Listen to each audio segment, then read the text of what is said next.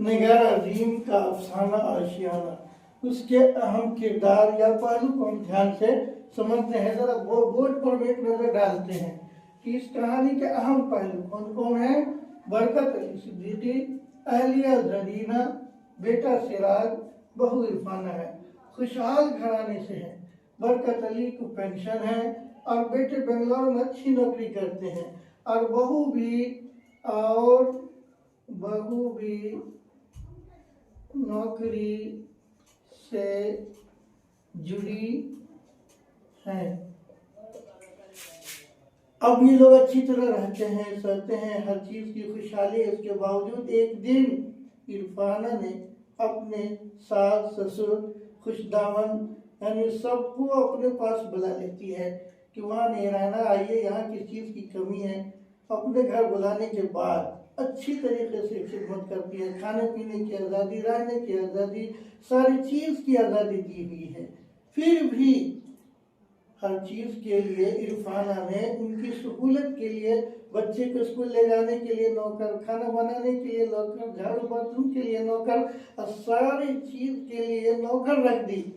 یہی ان کی ساس زرینہ کو پسند نہیں آیا۔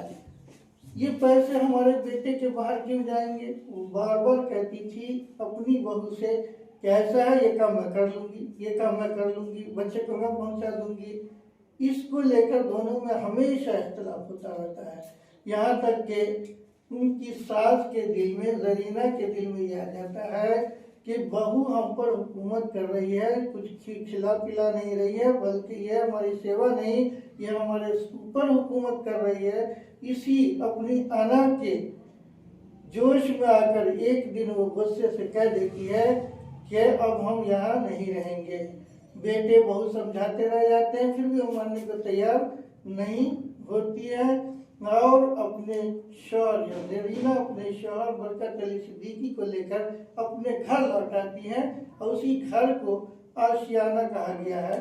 ہر چیز کے اندر جو شخص دنیا میں جاندار ہے، وہ اپنے رہنے کے لیے گھر بناتا ہے، وہ اس کا آشیانہ ہی کہلاتا ہے۔